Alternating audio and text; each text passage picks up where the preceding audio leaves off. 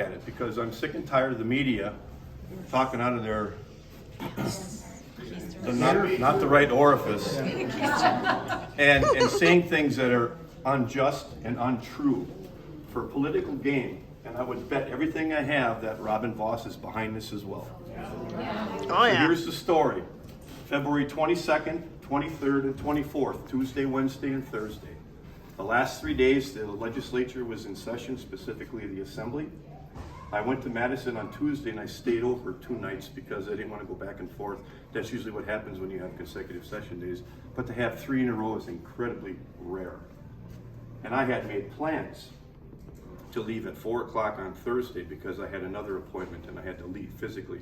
But I think the article, I didn't read it because I couldn't. I don't subscribe to that. I don't pay money to liberal magazines or liberal articles. But was it about the 23rd? I heard Billings say something. Okay, so on the 23rd, there was a rally at the Capitol. Jefferson Davis put it on. The members of the assembly thought it was my doing. They thought it was my rally. It wasn't my rally. I went to work Wednesday morning, the 23rd. I went to a transportation committee meeting. We had an executive. So I had state business. We had a caucus. I had a committee meeting. Then they had this rally at, I think it was noon. It might have been 1 o'clock. Anyway, I don't remember because I didn't set it up. Well, they had a seat for me in front. Janelle Branchen was there as well.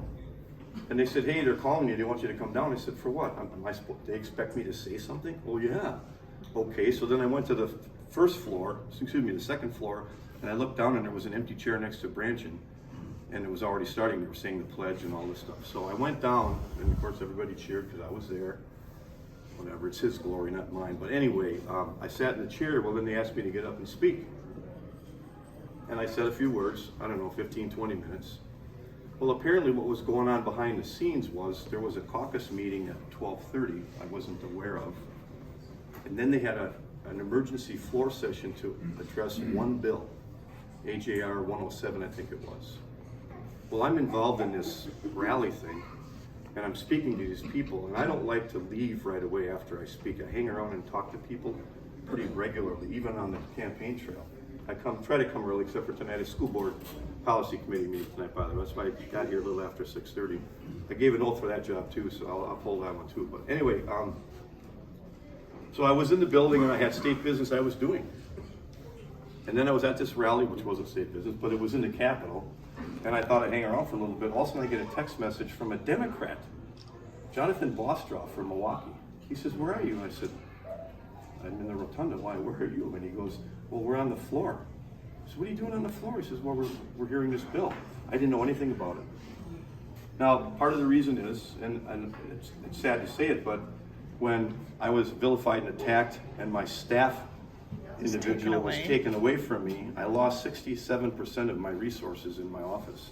I have one person who works half-time. She's 2 days a week. We didn't see the notice. We didn't see the message. So my office was unaware of it. And it's odd because I asked Dave Murphy from the 56, how did you know there was an emergency floor session today? My staff told me.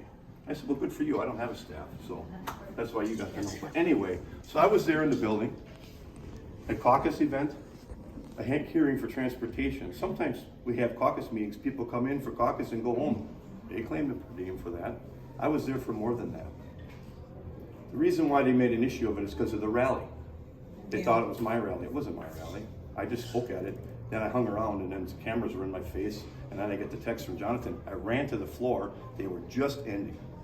And I got my vote in for AJR 107 as an aye. I supported it. It was in the journal, not on the vote, because once they close the rolls, it's locked, and they just put you down as an NV. I wasn't the only NV. The problem is I'm the only one running for governor. And Voss wants to do anything he can to make me look bad. So he made an issue of that to smear. That's what it's all about, ladies and gentlemen. I didn't claim anything that wasn't legally an option for me to claim. This is what happens when you make a difference in politics, when you talk truth. I'm truth 125% of the time. Everything I do and say is truthful. Everything I cite or say in writing is cited or backed up by empirical data. I'm never saying things that aren't true. What good would it do for me? I'm not going to tell stories. I'm not about optics. I'm about truth. I'm about closure. I want results. So I was attacked. It was a hit piece.